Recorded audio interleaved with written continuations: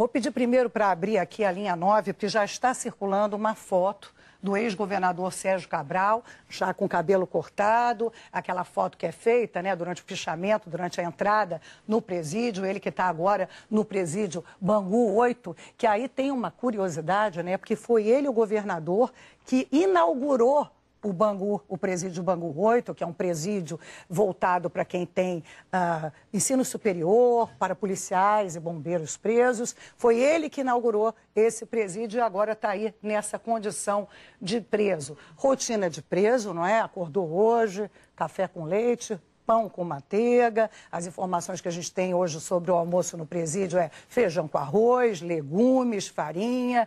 Sérgio Cabral está numa cela com outras 5 pessoas. Desde ontem, portanto, depois de um longo depoimento que ele deu à polícia, ele está no complexo penitenciário de Bangu 8. Ele que foi, então, preso ontem, uma prisão preventiva, que é aquela que a gente já sabe que não tem tempo, não tem prazo para terminar. É muito simbólico, né? Eu acho que é a questão de ver a foto, né? Uma população que está acompanhando, né, Ronaldo, tão de perto essa situação, com grande indignação, naturalmente. Isso tem um simbolismo, um impacto, eu acho, muito forte. Tem, Maria, o impacto é gigantesco, né? Porque a gente finalmente está vendo a lei ser aplicada igualmente para todos. Eu acho que isso é um grande avanço aqui para o Brasil. E o outro ponto que eu acho que é interessante, eu vi um comentário na internet bem curioso dizendo assim, olha, com tanto político sendo preso, daqui a pouco vão até melhorar os presídios, né?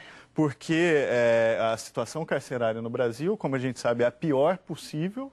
E ele inaugurou o presídio de Bangu 8 e agora ele vai conviver com uma realidade que é o sistema prisional brasileiro, que está muito abaixo das condições normais que a gente pode esperar tratar qualquer pessoa. Então, que isso aconteça, que a gente também faça com que o sistema prisional brasileiro seja mais humano, porque isso até tem um impacto na prevenção do crime organizado, que muitas vezes surge de sistemas prisionais falidos, né, como a gente vê aqui no Brasil. Então, a gente vai, então, direto para o Rio de Janeiro, Ronaldo, com o nosso Luciano Cabral. Ele está na porta do complexo de Bangu, onde está preso, então, o ex-governador do estado do Rio, Sérgio Cabral. Luciano, como eu dizia há pouco, né, Cabral prestou um depoimento de 10 horas ontem, antes de ir para a prisão. Então, como é que foram essas primeiras horas aí em Bangu? Confesso que eu já devo ter adiantado algumas informações que você nos daria e peço perdão por isso. Boa tarde para você. Boa tarde, Maria. Não pede perdão, não, né? A informação é isso mesmo, tá? Nós, como jornalistas, estamos aí para repassar mesmo. Agora, você me permite um chavão, Maria?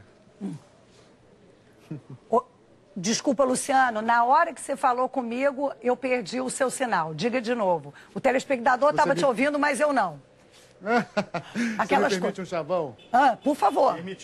Permitimos. Não. Então, não, é aquele velho chavão, né? O sol nasce para todos, né? Isso. Parece que pro Sérgio Cabral hoje não, porque está bem nublado aqui. E isso, de uma certa forma, até ajudou, porque não tem tanta gente aqui na porta do complexo de presídios aqui de Bangu, comemorando, como ontem, né, a chegada dele, a transferência dele até aqui.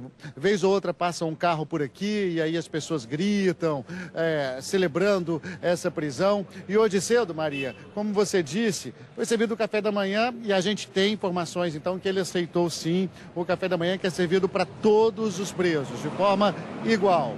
Pão com leite pão com manteiga e café com leite. Também está com uniforme de presidiário, está ali numa cela de 9 metros quadrados e dividindo ali o local com mais 5 presos. Maria, todos esses presos tiveram a prisão preventiva decretada durante essa operação que a gente acompanhou durante todo o dia de ontem da Polícia Federal. Hoje é dia de visitas, mas Sérgio Cabral não recebeu nenhuma, viu, Maria? Até porque também alguns parentes que tiveram aqui mais cedo, parentes de outros presos aqui, comentaram que leva até um certo tempo para conseguir começar, de fato, de forma efetiva, essas visitas. Tem uma burocracia aí por um cadastramento que pode levar de 15 a até 30 dias. Então, portanto, ele não receberia aí, a não ser que fosse extremamente necessária, essa visita. E é interessante você falar também, Maria, né, essa brincadeira aí de que se os políticos, como eles estão chegando aqui até os presídios, estão sendo mais presos, e aí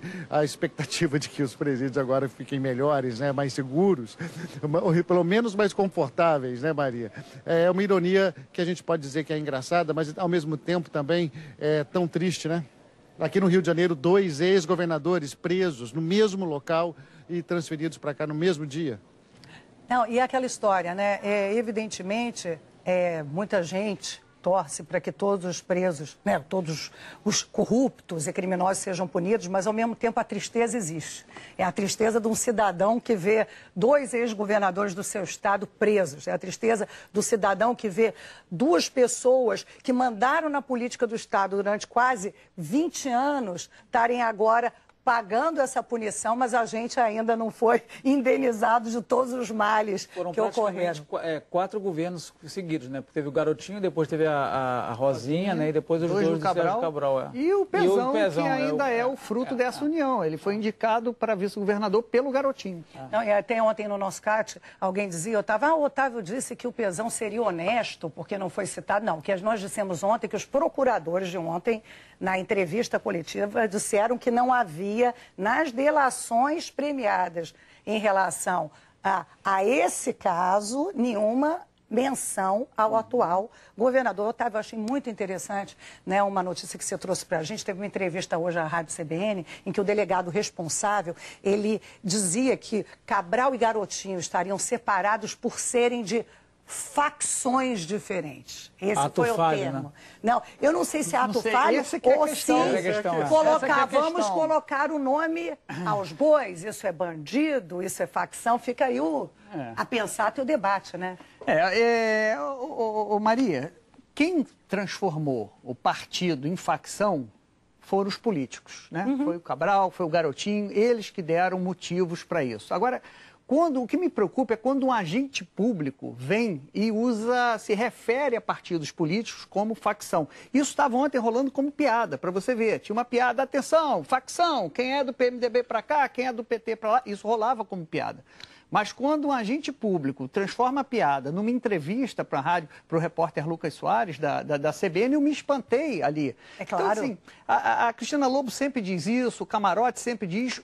Essa saída, a saída para a crise, vai se dar pela política, vai se dar pelo Congresso, vai se dar pela Assembleia Legislativa. Concordo. Então a gente não pode rebaixar os partidos políticos, a quadrilha, a facção, por mais que quem esteja dando razão para isso, motivos para serem chamados assim, são eles. Mas eu acho, Otávio, desculpa te interromper, que existe, aí eu peguei até uma participação de ontem no nosso CAT, aquela vontade assim, deem os nomes aos bois. Em que sentido? Por exemplo, Paulo Guedes, do Rio de Janeiro, ele fala, Maria, por que a imprensa insiste em chamar roubo feito por políticos de desvio? Você não acha que esse termo, de certa forma, ameniza o crime desses bandidos de colarinho branco? Você tem toda a razão, porque isso que foi feito é roubo. É roubo. Isso aí não... Você tem toda a razão. É a mesma coisa que chamar crise, falta d'água de crise hídrica, né, para amenizar. Você tem toda a razão. Otávio, você estava me falando da importância de dar valor aos políticos e aos partidos, mas os próprios políticos, por exemplo, tem político que desvia. O Sérgio Cabral é do PMDB, mas não é tanto, porque o Sérgio Cabral sempre ele navegou. Ele nunca foi ligado à Convenção Nacional, à Coordenação Nacional, né? Acho que é importante salientar isso. Né? Mais grave é o Renan, que disse que não podia comentar porque não tinha visto o noticiário. Não estava sabendo que um cacique do partido dele... Marte não tem Globo News, viu, Otávio? Não, dizem que Plutão, que foi rebaixado a planeta Nanico, né, que não é mais planeta, não tem TV a cabo, viu, Maria? Maria, agora você estava falando da importância, né, de você dar nome aos bois. Roubo é roubo. E eu acho importante essa foto aqui pelo seguinte... Porque quando é um pobre que faz um assalto, que rouba qualquer coisa, essa foto aparece. E há uma proteção quando há uma alta autoridade desta forma que aparece Sérgio Cabral. Essa foto vazou, não foi divulgada oficialmente, eu acho que a gente devia ter um protocolo. toda foto deve ser divulgada, porque isso é público, isso é um interesse público. Então, hoje em dia, ainda fica meio assim, essa foto, por exemplo... Tem uma certa cerimônia, eu sinto às vezes, com relação aos políticos, uma certa cerimônia. Né? É um político, é uma autoridade, uma ex-autoridade que hoje está sob custódia do Estado, por ser suspeito de ter cometido um crime. Por que eu digo suspeito? A gente tem que lembrar que o julgamento ainda não aconteceu, né? A justiça tem seus trâmites, mas houve ali indícios necessários ou bastante para pedir a prisão preventiva aí do ex-governador. Eu acho que essa Cabral. foto tem que ter um protocolo, toda foto deve ser divulgada, porque isso passou por a investigação da polícia, pela denúncia de um procurador, de um promotor e pela decisão de um juiz. Por falar em justiça, né, eu acho que você trouxe aí dados importantes sobre o Ministério Público do Rio. Isso, não exatamente. É para a gente fazer aqui um rewind. Né? Eu gostei dele dizendo que o Sérgio Cabral navegava. Tem o nome de Cabral, né, Pedro Alves Cabral. A gente já começa a navegar. Naveguemos. O que faz o Ministério Público e que exemplos você dá da trajetória do Ministério Público do Rio em relação aos acontecimentos recentes, digamos assim? Maria, a gente ontem conversou que o Ministério Público do Rio de Janeiro é um dos mais caros do país. Provavelmente o mais caro. Um levantamento feito pelo economista Mauro Osório mostrou que o que cada cidadão do Rio de Janeiro gasta com o Ministério Público é muito superior ao que gasta o morador de São Paulo, do estado de São Paulo ou de Minas. Então, nessa crise toda, a gente precisa ver a eficiência do Ministério Público Estadual, que é quem examina, quem investiga o governador para saber se ali houve improbidade administrativa. Então, vamos fazer um histórico de toda a carreira do Cabral e de seu grupo e a postura do Ministério Público Estadual. Lembrando, Maria, que estas acusações, o Cabral hoje está na cadeia graças ao trabalho do Ministério Público Federal. Eu estou falando do estadual, que justamente é o mais próximo. Teoricamente, é o que deveria estar mais atento aos atos de quem está no poder. Repetindo o que você disse, ontem a gente fez aqui um comparativo, é um Ministério Público mais caro que o de São Paulo que o de Minas, né? Muito mais caro. O do Rio de Janeiro, né? Muito mais caro. Então, a primeira denúncia de enriquecimento do Sérgio Cabral surge em 98, feita pelo então governador Marcelo Alencar. Os dois romperam, porque o Cabral passou a apoiar o vencedor da eleição, que seria o Garotinho. Há um rompimento, o Marcelo Alencar distribui um dossiê dizendo que o Sérgio Cabral comprou uma casa em Mangaratiba com dinheiro ilícito. Bom, o que o Cabral disse na época? Disse que o único enriquecimento que ele tem na vida é o enriquecimento eleitoral, que a cada eleição ele ganha mais votos. E como ele comprovou a compra dessa casa? Ele disse que pegou empréstimos com funcionários do seu gabinete. Funcionários que ganhavam muito menos do que ele, que ganhavam anualmente menos do que o financiamento da casa, e a casa era de luxo, num condomínio de luxo. Ministério Público Estadual recebe esse dossiê e o que faz? Arquiva. E ele subvalorizou essa casa, né? Ele disse que a casa valia muito menos do que... Na época, Paulo, o Marcelo Alencar disse que casa e terreno custaram R$1 milhão, valores não corrigidos, lá em 98, 1 milhão. Sérgio Cabral, naquela época, 98, valores não corrigidos, ganhava R$150 mil ano, era o salário de um deputado. Então, 150 mil não dá para você comprar a casa de 1 milhão, mesmo porque Cabral era apenas político, não tinha outra atividade.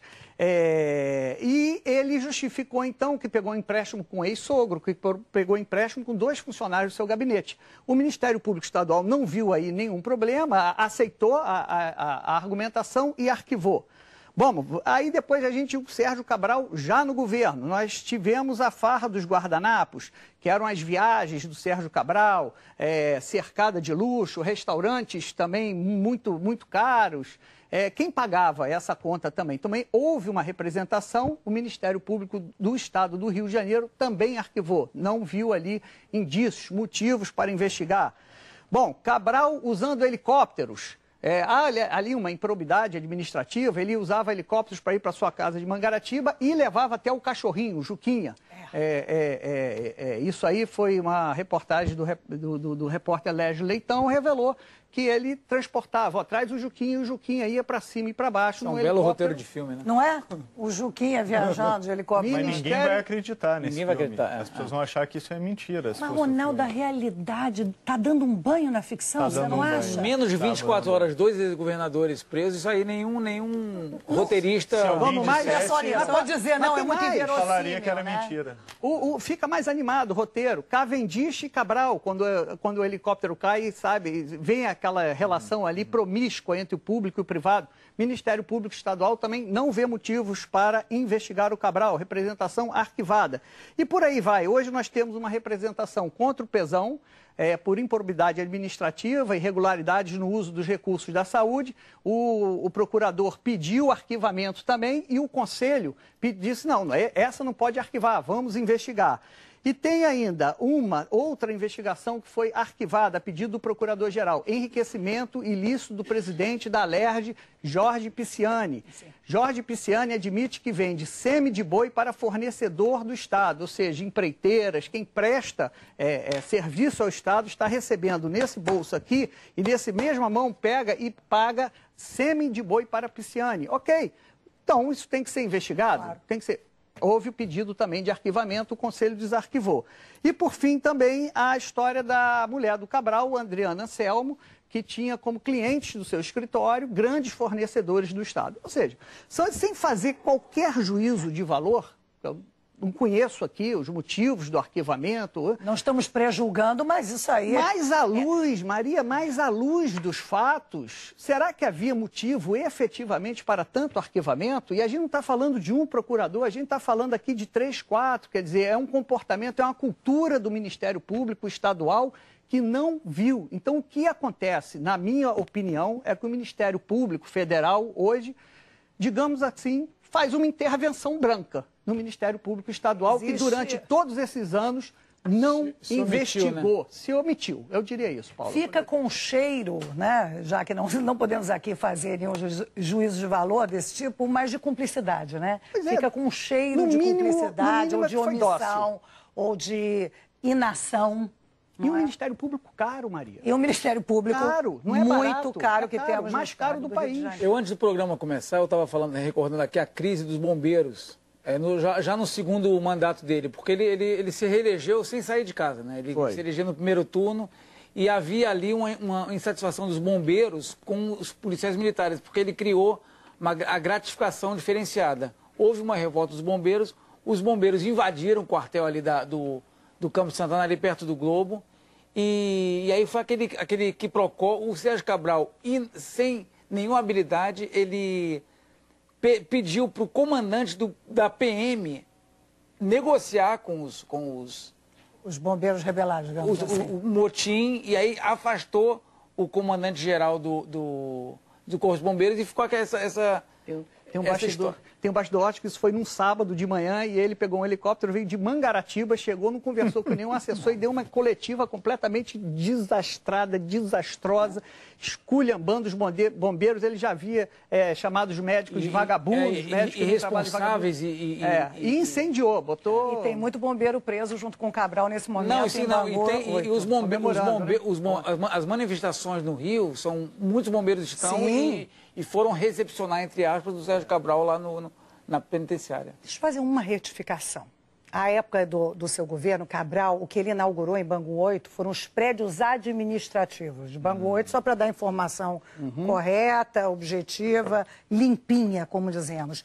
O Jefferson dizia o seguinte: Otávio Guedes continua acertando na veia. Ontem, com os gastos per capita, né, que ele mostrou quanto cada cidadão brasileiro paga com segurança, com educação no seu estado, entre outros. Hoje, com o Ministério Público Estadual do Rio de Janeiro. Parabéns. De novo, está aí o cumprimento para o nosso querido Octávio Guedes. Obrigado, Jefferson.